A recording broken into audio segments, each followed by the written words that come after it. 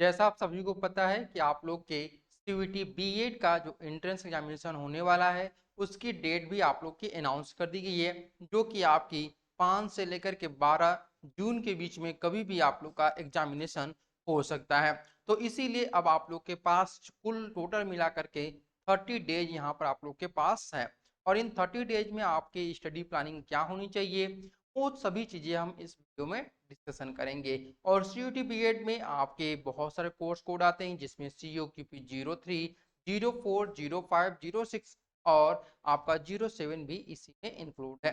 तो चलिए शुरू करते हैं आज के इस सेशन को। और सेशन शुरू से पहले आप लोगों के लिए दो पंक्तियां जरूर बताना चाहूंगा, कहना चाहूंगा कि मंजिल मिल ही जाएगी भटकते भटकते ही सही, गुमराह तो वो है जो घर से निकलते ही नहीं है। तो जी हाँ, बिल्कुल, अगर आप अपने घर से निकल रहे हैं यानी अपनी तैयारी शुरू कर दिए हैं तो आपको मंजिल जरूर मिलेगी, भले ही थोड़ी सी देर हो, भले ही आपका मेरिट में जो नंबर है वो बिल्कुल नीचे से आए, लेकिन अगर आप कोशिश करेंगे तो आपको सफलता जरूर मिलेगी। सबसे पहले मैं उम्मीद करूंगा कि आप लोग अपने एप्लीकेशन फॉर्म को फिलअप कर दिए होंगे। अगर एप्लीकेशन फॉर्म आपने फिलअप नहीं किया हुआ है, चाहे वह DU बीएड का हो या फिर आपका BHU बीएड का हो या फिर किसी भी सेंट्रल यूनिवर्सिटी के बीएड का हो, सभी बीएड का जो एंट्रेंस एग्जामिनेशन का फॉर्म होगा वह CUET PG 2023 के द्वारा ही भरा जाएगा। अब यहाँ पे मैं बात करने वाला हूँ कि जो एप्लीकेशन फॉर्म है उसमें 3 प्रकार के आपके बीएड कोर्स चल रहे हैं। पहला जो है वह ACQP 01, यह आपका शिक्षा शास्त्री के लिए है, ठीक है, शिक्षा शास्त्री के जो स्टूडेंट हैं उनके लिए है, यानी कि संस्कृत से जो बीएड करना चाहते हैं। इसके बाद COQP 03 है, जो सभी यूनिवर्सिटी के, सभी सेंट्रल यूनिवर्सिटी के लिए है, केवल BHU और आपका DU को छोड़ करके, लेकिन DU के भी कुछ कोर्स जो है वह 03 में इंक्लूडेड है, ठीक है। तो इनको हम नॉन पेडागोजी सब्जेक्ट भी बोलते हैं, ठीक है, नॉन पेडागोजी। इसके बाद अगर बात करते हैं तीसरा जो आपका बीएड है वह आपका COQP 04, 5, 6, 7, यह आपका पेडागोजी सब्जेक्ट है, क्योंकि यहाँ पर आपके सब्जेक्ट कॉम्बिनेशन रहते हैं, ठीक है। अब एक बात मैं आपको बताना चाहूंगा, बहुत सारे स्टूडेंट क्या कर रहे हैं कि वह COQP 03 का भी फॉर्म भर दे रहे हैं और वहां पर वो क्या कर रहे हैं 04 और 05 का भी फॉर्म भर दे रहे हैं। तो ये आप लोग गलती मत करिएगा। यहाँ पर सी ऑप्शन देख रहे हैं आप लोग, इनमें से कोई एक ही आपको फॉर्म फिलअप करना है, दोनों कोर्स कोड नहीं फिलअप करना है, अदरवाइज आपका फॉर्म रिजेक्ट भी हो सकता है। अगर रिजेक्ट नहीं होगा तो आप लोग का जो पेपर है दोनों वह एक ही दिन भी आ सकता है या फिर पढ़ सकता है, ठीक है। तो उम्मीद करते हैं यहाँ तक आप लोग को समझ में आया होगा। अब बात करते हैं एग्जाम पैटर्न के बारे में, क्योंकि जब हम कोई घर का निर्माण करते हैं तो घर के निर्माण में सबसे पहला जो जरूरी चीज होती है उसकी नींव। तो उसकी नींव यानी किसी भी एग्जाम की तैयारी कर रहे हैं तो उसका जो नींव होता है उसका पेपर पैटर्न होता है, ठीक है। तो इस पेपर पैटर्न को सबसे पहले समझ लीजिए। तो सबसे पहले आपको ध्यान रखना है कि जो पेपर पैटर्न है CUET बीएड का, उसमें 100 क्वेश्चन पूछे जाते हैं और ये 100 क्वेश्चन जो है वह दो भागों में डिवाइड होते हैं, पार्ट ए में और पार्ट बी में। पार्ट ए जो होता है जिसे हम लोग जनरल पेपर के नाम से जानते हैं, जिसमें 25 क्वेश्चन रहते हैं। इसके बाद पार्ट बी डोमेन नॉलेज के आपका होता है, जिसमें 75 क्वेश्चन होते हैं। और ये जो आपके 100 क्वेश्चन होंगे वह आपके क्या होंगे भाई, वह आपके MCQ टाइप के होंगे, यानी मल्टीपल चॉइस क्वेश्चन होंगे। एक क्वेश्चन सही करने पे आपको 4 मार्क्स दिए जाएंगे और एक क्वेश्चन रॉन्ग करने पर आप लोग को 1 नंबर कट कर ले जाएंगे आपके सही किए गए क्वेश्चन में से, ठीक है। ये तो आपका एग्जाम पैटर्न। अब बात करते हैं हम लोग अपने सिलेबस के बारे में। देखिए जो आपका सिलेबस, सबसे पहले हम बात करेंगे COQP 03 के बारे में, ठीक है। यहाँ पे देखिए जो COQP 03 है इसमें आपका पार्ट ए होता है। पार्ट ए में जैसे मैंने बताया आपके 25 क्वेश्चन आप लोगों से पूछे जाएंगे। तो 25 क्वेश्चन या तो आपको हिंदी चूज करना है या फिर आपको इंग्लिश चूज करना है, ठीक है। इन दोनों में से कोई एक आपको सब्जेक्ट चूज करना है और उसी से 25 क्वेश्चन आपके आएंगे। इसके बाद पार्ट बी जो है वहां पे देखिएगा 75 क्वेश्चन आप लोगों से पूछे जाएंगे और ये 75 क्वेश्चन कहां से रहेंगे, पहला जीके से रहेगा, सेकेंड आपका सोशल साइंस से, थर्ड आपका साइंस से, फोर्थ आपका मैथ से और फिफ्थ आपका टीचिंग एप्टीट्यूड से। यहाँ पे आपको बताने जाएंगे कि जो COQP 03 है इसमें अगर आपका बेसिक कॉन्सेप्ट अच्छा है, ठीक है, बेसिक कॉन्सेप्ट अगर अच्छा है आपका तो आप यह एग्जामिनेशन आसानी से क्लियर कर लेंगे, ठीक है। और यहाँ पे कहा जाता है कि जो जीके का सिलेबस होता है वह बहुत बड़ा होता है, उसका कोई भी सिलेबस नहीं होता है, लेकिन COQP 03 में जो आपका जीके है, ठीक है, इसमें आपके टॉपिक दिए गए हैं ऑलरेडी, तो अब आपको केवल उन्हीं टॉपिक को पढ़ना है जो आपको एनटीए ने टॉपिक दिया है पढ़ने के लिए। इस टॉपिक का जो वीडियो है ऑलरेडी मैं बना चुका हूं, उसका लिंक आपको डिस्क्रिप्शन बॉक्स में मिल जाएगी, कौन कौन से टॉपिक आपको पढ़ने हैं। तो social science, science, maths, teaching, अब सभी का टॉपिक वाइज मैंने वीडियो बनाया हुआ, आप लोग डिस्क्रिप्शन बॉक्स में जाकर देख सकते हैं। ये तो सिलेबस था COQP 03 का। अब हम बात करते हैं जो सिलेबस है COQP 04, यानी कि सोशल साइंस सब्जेक्ट्स अगर आप करना चाहते हैं तो उसमें क्या है। तो पार्ट ए में आपका हिंदी इंग्लिश आपका पूछा जाएगा, जिसमें आपके 10 क्वेश्चन आप लोगों से रहने वाले हैं, ठीक है। जनरल अवेयरनेस, यहां से भी आपके 10 क्वेश्चन रहने वाले हैं।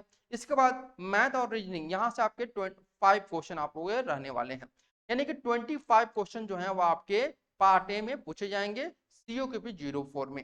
COQP 04 के पार्ट बी में अगर बात करते हैं तो 75 क्वेश्चन रहेंगे, और इसमें आपके हिस्ट्री पूछा जाएगा, ज्योग्राफी, पॉलिटिकल साइंस या फिर polity, economics, commerce, home science और टीचिंग एप्टीट्यूड। और इनमें भी कौन कौन से टॉपिक पढ़ने आपको, उसका भी वीडियो मैंने आपको ऑलरेडी प्रोवाइड कराया हुआ है, उसका वीडियो आपको डिस्क्रिप्शन बॉक्स में मिल जाएगा।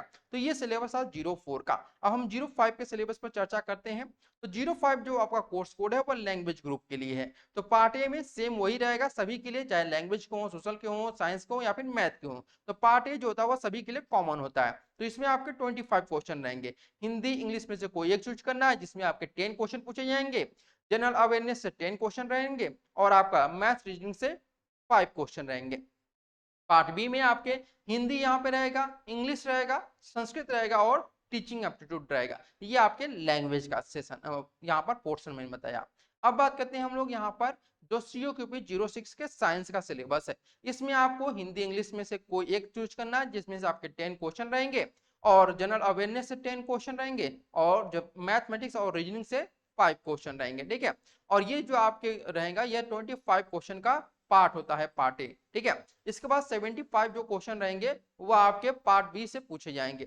तो पार्ट बी में आपका साइंस ग्रुप में physics, chemistry, biology, computer, home science और टीचिंग एप्टीट्यूड, ये सेक्शन आपके रहेंगे जो पार्ट बी में रहने वाले हैं। इसके बाद यहाँ पर COQP 07 की बात करते हैं हम लोग यहाँ पर। तो आप लोग देखेंगे कि COQP 07 में सभी का पार्ट ए जो है वह आपका कॉमन है, ठीक है। तो यह भी आपका 25 क्वेश्चन रहेगा, और पार्ट बी में आपके मैथमेटिक्स, स्टैटिक्स, कंप्यूटर और टीचिंग एप्टीट्यूड रहने वाले हैं। तो ये बात थी हमारी सिलेबस की, ठीक है। अब हम बात करते हैं जो हमारा नेक्स्ट है वो है बेसिक कॉन्सेप्ट। बेसिक कॉन्सेप्ट किसके लिए यहाँ पर जरूरी आपका है। तो देखिए बेसिक कॉन्सेप्ट जो है वो आपका पार्ट ए के लिए जरूरी है, ठीक है। किसके लिए, पार्ट ए के लिए आपका यहाँ पर बेसिक कॉन्सेप्ट आपका होना चाहिए। वहीं डीप कॉन्सेप्ट की अगर बात करते हैं तो इसमें आपका पार्ट बी जो रहता है जो 75 है उसमें डीप कॉन्सेप्ट चाहिए।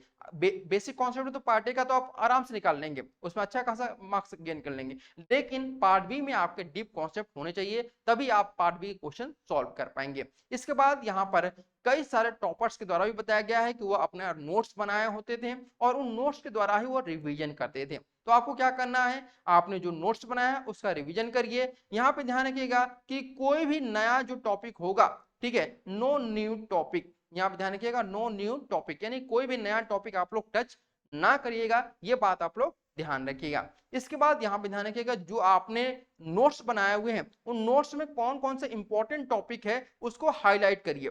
उसको हाईलाइट करके यानी इस प्रकार से इंपॉर्टेंट टॉपिक देखिए कि यहाँ पर आप लोग का जो जैसे कहते हैं ना कि हमारे शरीर में आत्मा होती है, उसी प्रकार से प्रत्येक लेसन का कोई ना कोई एक ऐसा टॉपिक होता है, कोई ऐसा टॉपिक होता है लेसन का कि वह उस लेसन की सोल होती है, ठीक है। उस लेसन की क्या होती है, सोल होती है, ठीक है। उस टॉपिक को आपको पहचाना है कि कौन सा आपका सोल है, उसी प्रकार से आपको उसको हाईलाइट करके और भी उसको रिवीजन करते जाना, 2 टाइम 3 टाइम, ये ऐसे रिवीजन करिए, ठीक है। इसके बाद यहाँ पे आपको एमसीक्यू सॉल्व करने हैं। क्या करने हैं, एमसीक्यू सॉल्व करने, यानी फैक्ट बेस्ड एमसीक्यू।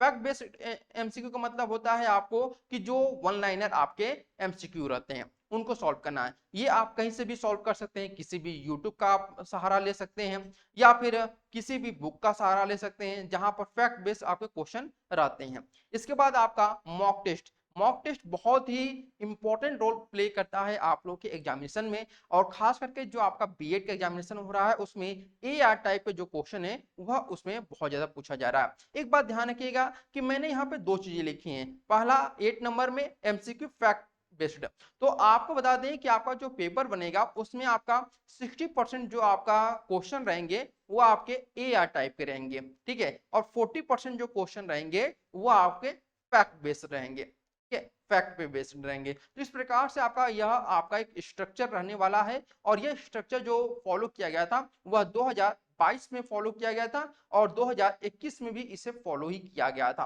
ठीक है। 2021 में तो कम, लेकिन 2022 में ज्यादा फॉलो किया गया था। इसके बाद यहाँ पर जो आपका नेक्स्ट देख रहे हैं प्रीवियस ईयर पेपर, आप यहाँ पे अगर हम बात करते हैं COQP 04, 05, 06 और 07 के स्टूडेंट के लिए, तो इन सभी स्टूडेंट को मैं एक सजेशन देना चाहूंगा कि आप जो प्रीवियस ईयर पेपर सॉल्व करिएगा उसमें आपको पता है कि आपको यहाँ पर इस बार दोनों ही कोड में DU एंड BHU दोनों ही इंक्लूड हो चुके हैं।